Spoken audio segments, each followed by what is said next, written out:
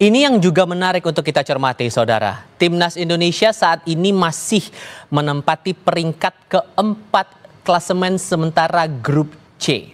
Lalu bagaimana peluang timnas bisa lolos Piala Dunia 2026?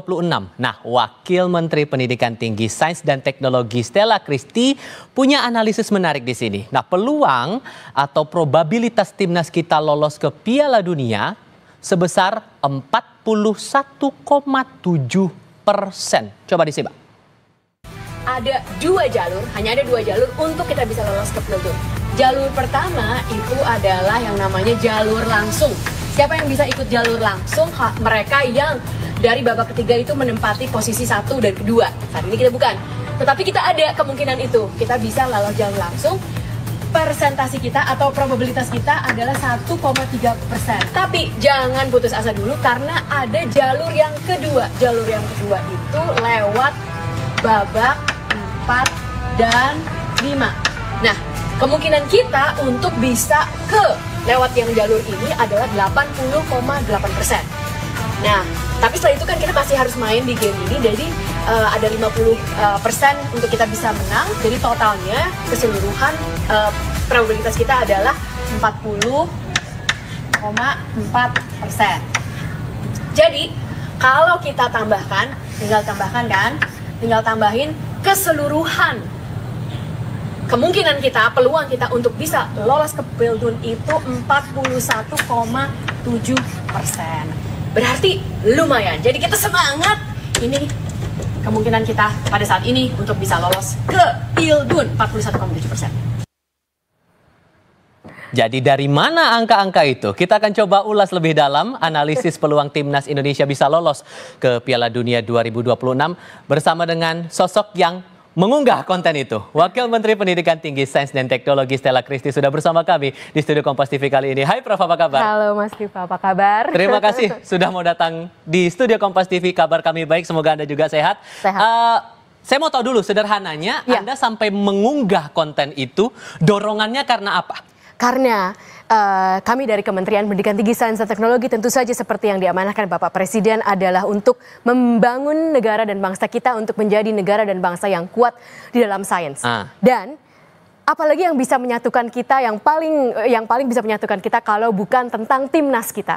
Dan inilah kesempatan yang luar biasa untuk memberikan peluang, memberikan kesempatan kepada semua orang biar tahu bahwa di permainan sepak bola pun sains itu sangat bisa berperan. Dan sangat menyenangkan juga. Dan sangat menyenangkan juga. Jadi supaya kita bisa terus-menerus melihat segala sesuatu yang ada di bumi itu bisa disainskan.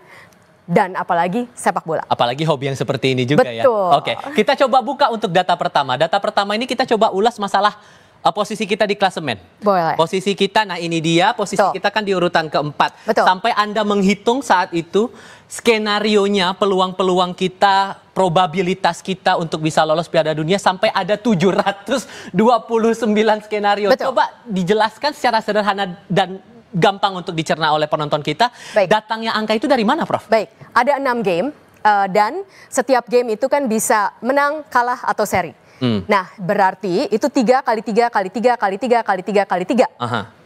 729. Nah, itulah 729 itu datang dari ada 6 game dan masing-masing game itu ada 3 kemungkinan sehingga itu diputing lah. Jadi ada kenapa itu 729 skenario. Lalu setelah itu mungkin bisa ditampilkan apa sebenarnya yang harus kita hitung untuk bisa mendapatkan tadi yang saya bilang 41,7%.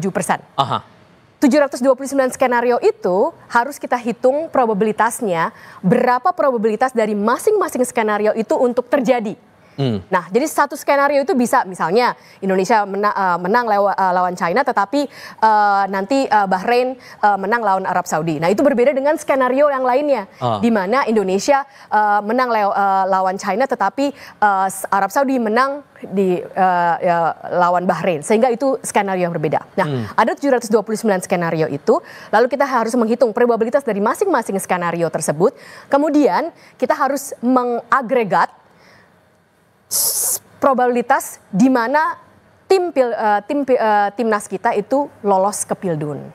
Begitu. Jadi sederhananya 6 dikali 3 kali kemungkinan itu dengan melawan masing-masing, begitu ya Prof ya? Sederhananya bukan 6 kali 3, tetapi 3 kali 3 kali 3 kali 3 kali 3 kali 3. Karena itu setiap game itu dapat ada kemungkinan 3 kali, 729 skenario, dan dari 729 skenario itu masing-masing skenario mempunyai probabilitas masing-masing. Lalu itu harus dihitung, dan setelah itu kita harus mengagregate di berapa jumlah skenario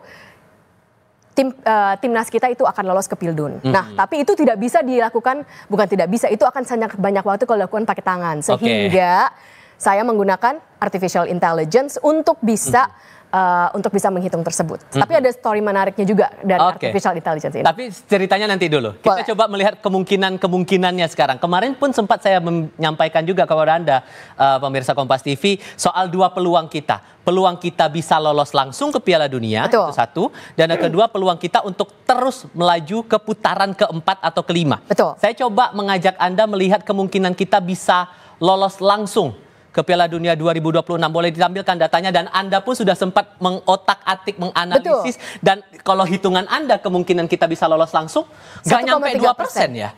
Hitungannya gimana tuh? Nah, hitungannya tadi yang dari 729 skenario tersebut, di manakah kita agregat probabilitas yang semuanya itu adalah kemungkinan kita bisa lolos langsung. Jadi untuk lolos langsung itu kita agregat berapa, di mana skenario yang mana kita bisa lolos langsung. Sehingga itu cuma 1,3%. Tetapi kalau kemungkinan kita maju ke babak 4 dan 5, bukan lolos ke Pildun ya, maju ke babak 4 dan 5 itu 80,8%. Berarti dari 728 skenario yang kita hitung masing-masing probabilitasnya, agregat skenario di mana timnas Indonesia maju ke babak 4 dan 5, apa artinya maju ke babak 4 ke 5? Kan kita tetap berada peringkat keempat atau peringkat 3. Kalau lolos langsung itu kita harus berada di peringkat 1 dan 2. Nah, kalau kita agregat semua, inilah 80,8%. Ya, begitu. Tapi kalau boleh dijelaskan juga, sebetulnya melihat analisis ini yang lolos langsung maupun melaju ke putaran berikutnya, apakah sebatas hanya menghitung atau ada faktor lain yang juga mungkin Anda kalkulasi sampai keluar angka ini, Prof? Semuanya dihitung probabilitasnya. Jadi ini semuanya adalah probabilitas dari 729 skenario tersebut, di mana subset dari atau subgrup dari 729 itu dijumlahkan yang lolos langsung adalah 1,3%, dan yang maju ke babak 4 dan 5 itu 80,8%. Nah, setelah kita maju ke babak 4 dan 5, ini ada hitungan lainnya sebenarnya. Mau kita lihatkan? Boleh, ini kita juga biar paham semuanya nih ya, dari mana datangnya angka-angka tadi yang Anda terangkan. Mungkin secara lisan kesannya jadi cukup ringan, sederhana. Tapi apakah sesederhana itu? Kami sudah siapkan alat bantu di sini. Ada papan tulis yang mungkin bisa membuat kita lebih paham dari mana hitung-hitungan itu berasal. Mungkin Prof Stella bisa membantu. Gimana cara menghitung dan mengkalkulasinya? Nah, kalau untuk yang kita gimana kita bisa dapat 1,3% ini, itu banyak sekali. Yang tadi saya bilang kita harus lihat dari 729 skenario itu tidak bisa dihitung pakai tangan. Nggak bisa saya yang ini, tapi itulah yang harus pakai artificial intelligence. Sama juga yang 80,8% ini. Tapi saya bisa jelaskan, dari 80,8% kita maju ke babak 4 ke 5, berapa peluang kita untuk bisa lanjut ke Pildun. Ini cukup sederhana. Nah, spidolnya di bawah sini, Prof. Sorry. Kita kan ada juga nih. Kita kan ada 6. Kita kan nanti ada 6 tim yang akan melaju ke babak 4 dan kelima ya. Jadi itu 2, dan itu dibagi jadi 2 grup. Jadi 2 kali 3, 2 dikali 3 grup. Nah, 2 grup kali 3 tim. 2 grup kali 3 tim. Nah, yang di babak 4, tim yang masing-masing tim yang peringkat 1 itu akan otomatis qualify ke Pildun.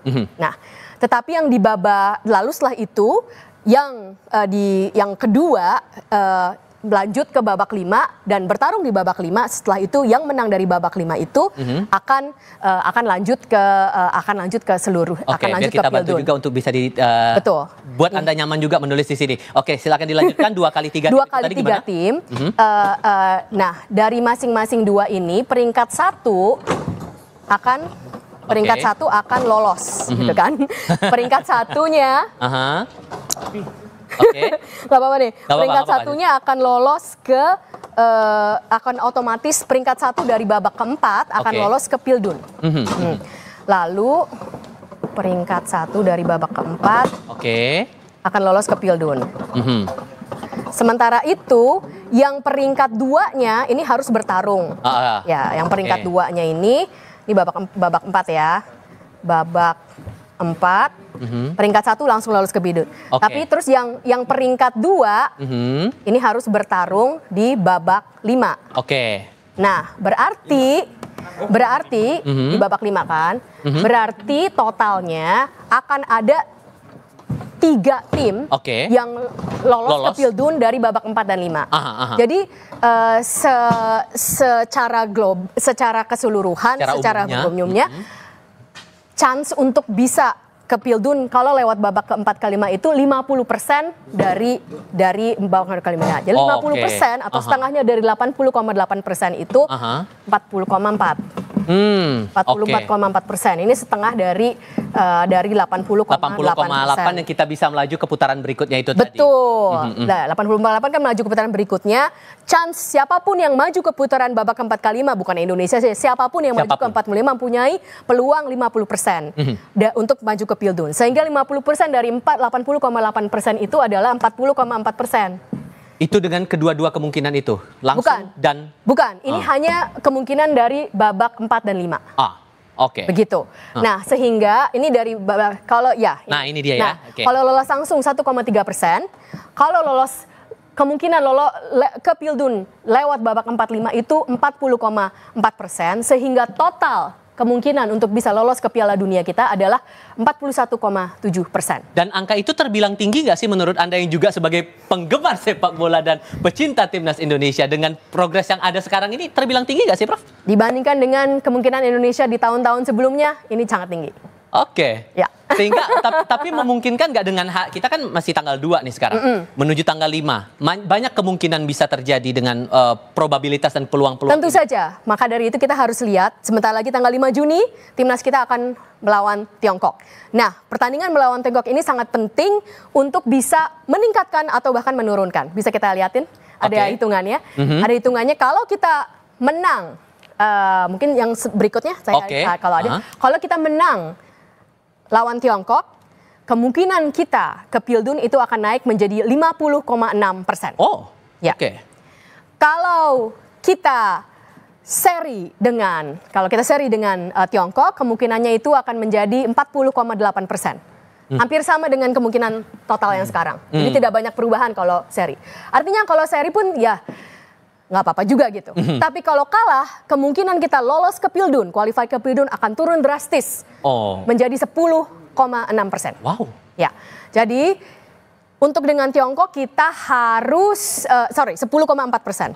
Jadi kalau untuk dengan Tiongkok kita harus atau menang atau seri juga nggak apa-apa. Tapi jangan sampai kalah. Karena nanti kalau kalah drastis akan menurun 10,4%. Makanya ada yang bilang harga mati untuk kita menang lawan Tiongkok itu ya, Pak? Betul. Tapi apakah analisis hitam di atas putih ini juga sesuai dengan realita kita melihat progres dan bagaimana latihan yang dilakukan bersama dengan teman-teman ataupun juga pemusatan latihan yang di Bali kemarin itu, Prof? Kita akan coba bahas, tapi bareng sama analis sepak bola setelah kita lihat informasi yang satu ini.